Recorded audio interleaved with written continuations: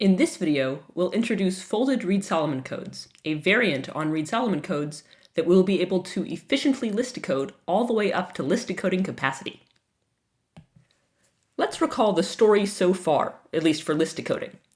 For codes of rate capital R, let's consider what fraction of errors p we can correct, either with unique decoding or list decoding. So here's sort of a scale for p going all the way from 0 to 1. We know that up to a 1 minus r over 2 fraction of errors, we can uniquely decode ReadSolomon codes efficiently. For example, the Welch-Berlekamp algorithm did that. However, once we get beyond half the distance, unique decoding is impossible, and so we resort to list decoding. In a previous video, we saw that we can efficiently list decode ReadSolomon codes using the Guruswami algorithm all the way up to the Johnson bound. So that's p equals 1 minus the square root of the rate. However, we saw that the list decoding capacity theorem said that, in theory, there exist codes that can be list decoded all the way up to p equal to 1 minus r. However, that result was non-constructive and it did not come with efficient algorithms. Beyond p equals 1 minus r, the list decoding capacity theorem also said that there is no code that is list decodable up to radius p unless we're going to have exponential list sizes. Looking at this picture, the big gap seems to appear here. We know that there exist codes that are list decodable up to radii p in this range, but we don't know explicit constructions of them and we don't know how to do it algorithmically. At least we don't so far in this class. What we're going to do in these videos is fill in that gap. So we'll figure out how to get explicit constructions of codes that can be list decodable for p in this range, all the way up to list decoding capacity of 1 minus r, and we're going to do it with efficient algorithms. And these codes are going to be called folded ReadSolomon codes.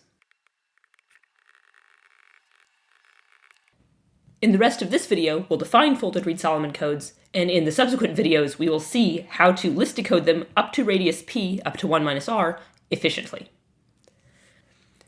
In order to define folded ReadSolomon codes, we first need to define the folding operation. So this is an operation that we can do to any code, and here's what it looks like.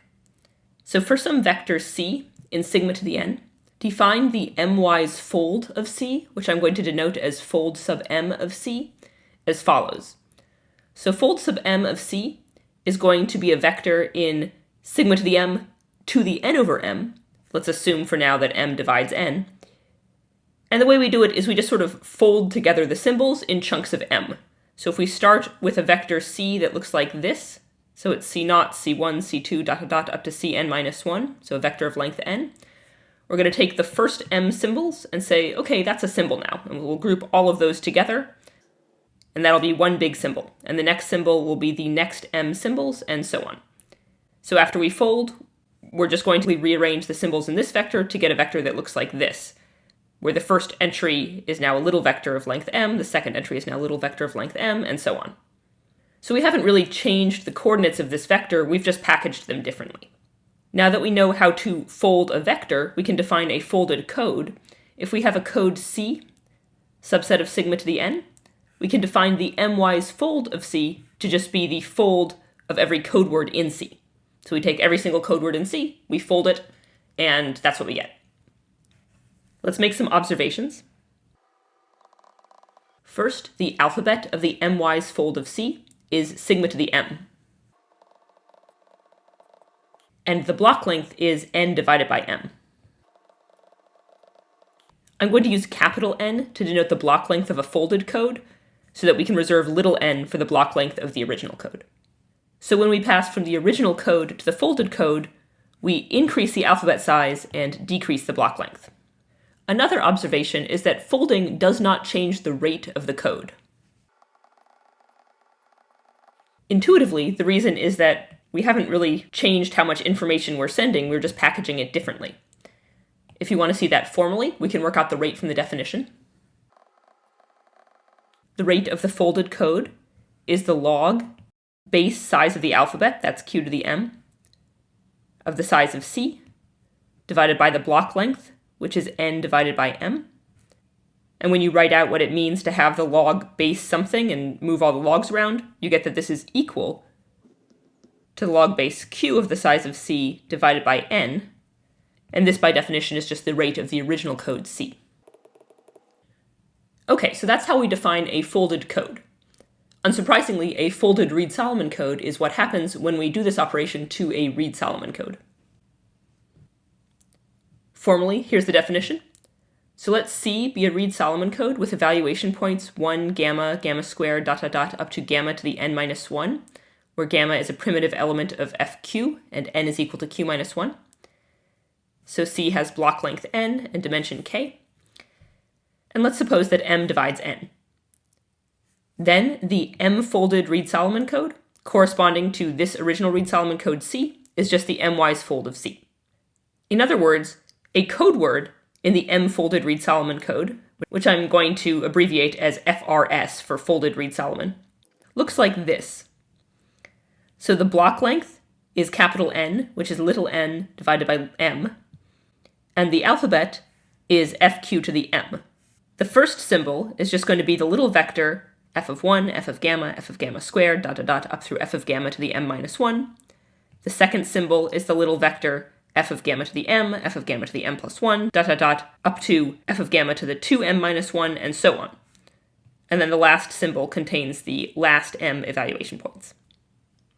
As we observed earlier, the rate of this code is just going to be k divided by n, because that was the rate of the original ReadSolomon code. Okay, so that's a folded ReadSolomon code. It doesn't seem that different than a ReadSolomon code, but as we'll see, we'll actually be able to get efficient list decoding algorithms all the way up to capacity. Intuitively, by making the alphabet size larger, we're making the list decoding problem a little bit easier. More formally, we're going to show the following theorem. Let epsilon be some constant greater than 0. Then there are folded ReadSolomon codes in an alphabet sigma, so that is sigma equals fq to the m for some q and some m, and block length capital N, so capital N is equal to little n divided by little m, so that these codes have rate r, and so that they are, first, p comma l list decodable, with p very close to capacity, so that is p is equal to 1 minus the rate minus some O of epsilon term, and with list size capital L, polynomial in n, assuming that epsilon is a constant. Moreover, we don't have to take the folding parameter to be too large. If we made it really, really large, then the alphabet size would be ginormous. But we're able to take it so that the alphabet size is, well, still pretty big, but again, still polynomial in the block length capital N, assuming that epsilon is a constant.